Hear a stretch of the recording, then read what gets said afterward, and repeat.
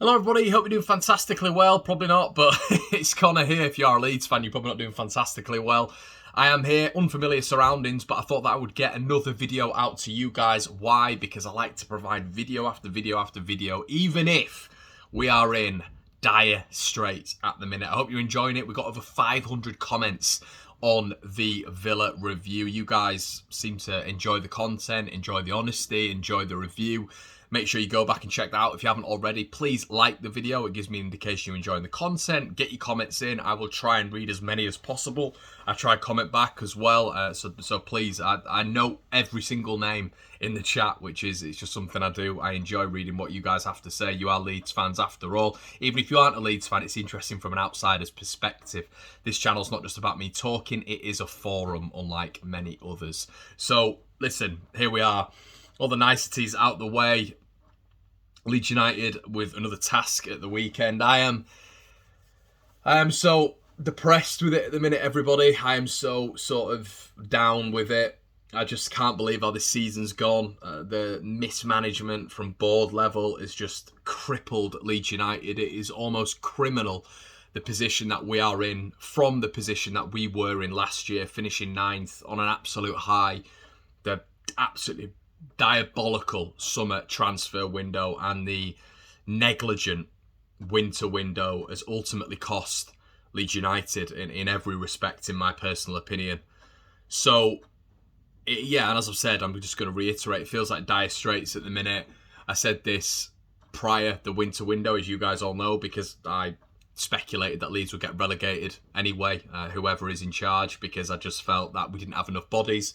The injury record was continuing, the carousel of people coming in and then people going out.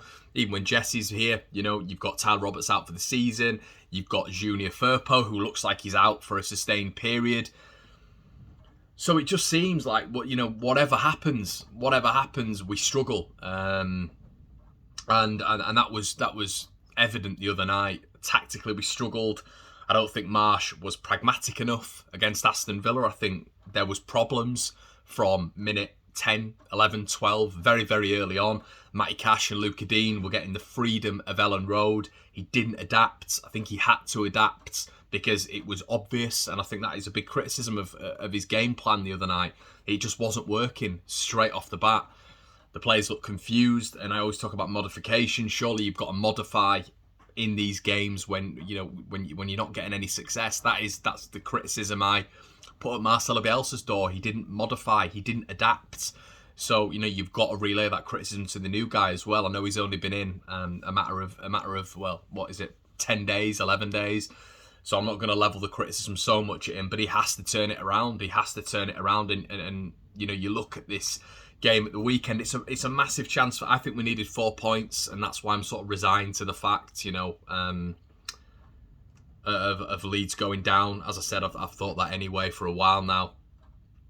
But at least if we get a win, it could spur some confidence. And as I come on this channel all the time, I do speculate that these players have very weak mentalities, very fragile, a little bit soft. And I know you guys might find that a little bit harsh to hear, but that is how I ultimately feel about this team.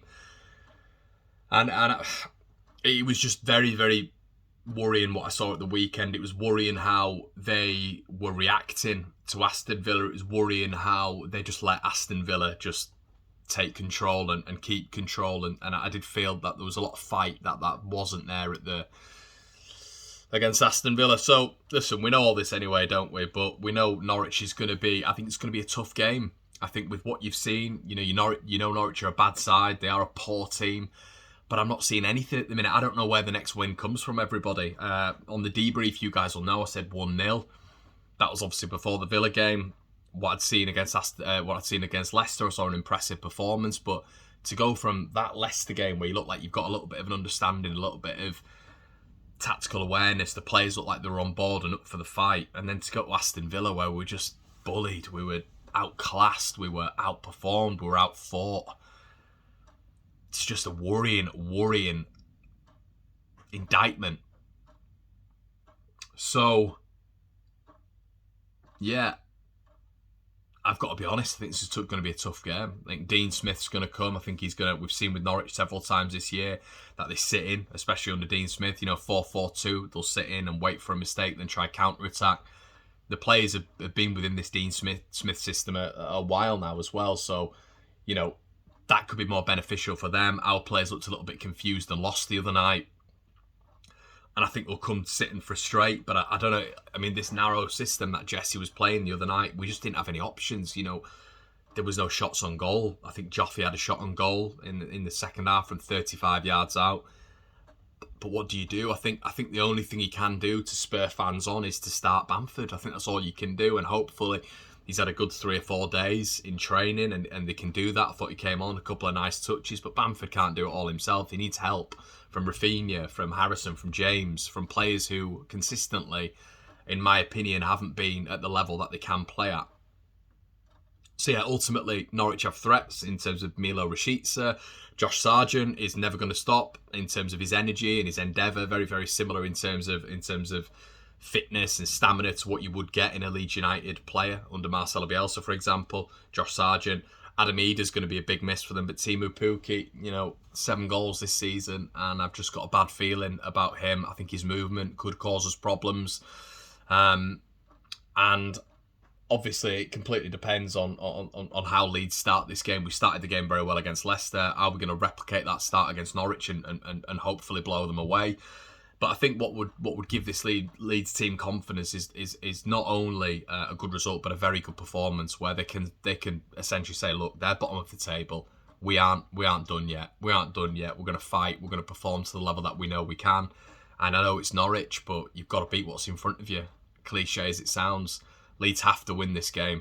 If Leeds don't win this game, you might as well. It's a formality, really, because if you can't beat Norwich, in my personal opinion, who are you going to beat in this division?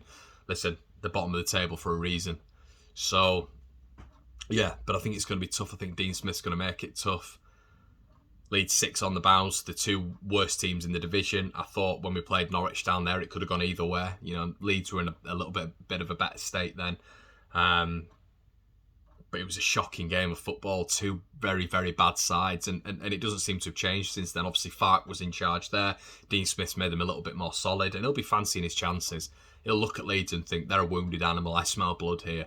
And he's a wily old character, Dean Smith. So it's going to be interesting to see how Leeds set up. But I think that the only real boost we can have is Paddy being back. Hopefully linking up with Joffrey and Rafinha. But I'd look to start Joffrey and Bamford. The pace might not be there with Dan James, but I think we need to freshen it up a little bit. I think we need a little bit more ruthlessness in the final third. And if you've got potentially Jack Harrison and Rafinha there with Bamford and Joe Gelhardt, it's still a very, very good front 4, isn't it? But we need more. Leeds need to show us something, because that the other night it could arguably be the worst performance I've seen. Obviously, I've seen us in dire straits, as I've said, in League One and all this sort of stuff, but it just looked like we were the play toy. We looked like we were in different divisions the other night, which was shocking by our standards. So, yeah, it'll be interesting to see what happens. My heart says a 3-0 Leeds win. That's what my heart says. My head says a 1-1. I think from what I've seen so far, there's just not enough there in this Leeds side, and that's even under the previous manager, Marcelo Bielsa.